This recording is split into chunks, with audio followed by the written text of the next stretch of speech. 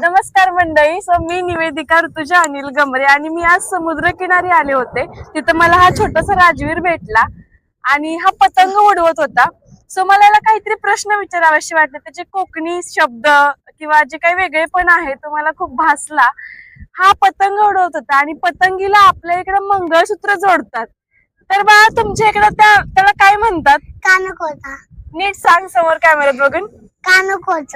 कानकोच असा शब्द आहे त्याला. आणि तू कितवीला आहेस? दुसरीला. दुसरीला. हा. बर. आणि मराठी शाळेत शिकतोस की इंग्लिश मीडियम? मराठी. तुला इंग्लिश मीडियम आवडते की मराठी मीडियम? मराठी. का आवडते मराठी शाळा तुला? मला मराठी शाळेत बोलायला आवडतं जाम.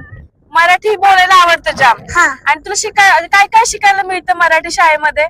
गणित, इंग्रजी, अभ्यास आणि मराठी. मराठीमध्ये काय काय शिकवतात? मराठी या विषयामध्ये तुला काय काय शिकवतात?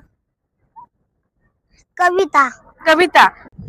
एका संतांचं नाव सांग मराठी मधल्या. संत तुकाराम. संत तुकाराम महाराज. हा. अरे वा, छान. मराठी शाळेत शिकण्याचा हा एक खूप चांगला फायदा आहे. मराठी शाळेत शिकणाऱ्या मुलांना एखाद्या संताचं नाव विचारा, एखाद्या चांगल्या कवितेचं नाव विचारा.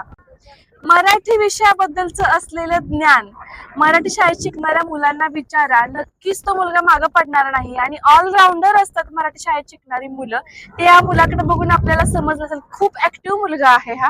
आणि थँक्यू तुम्हाला.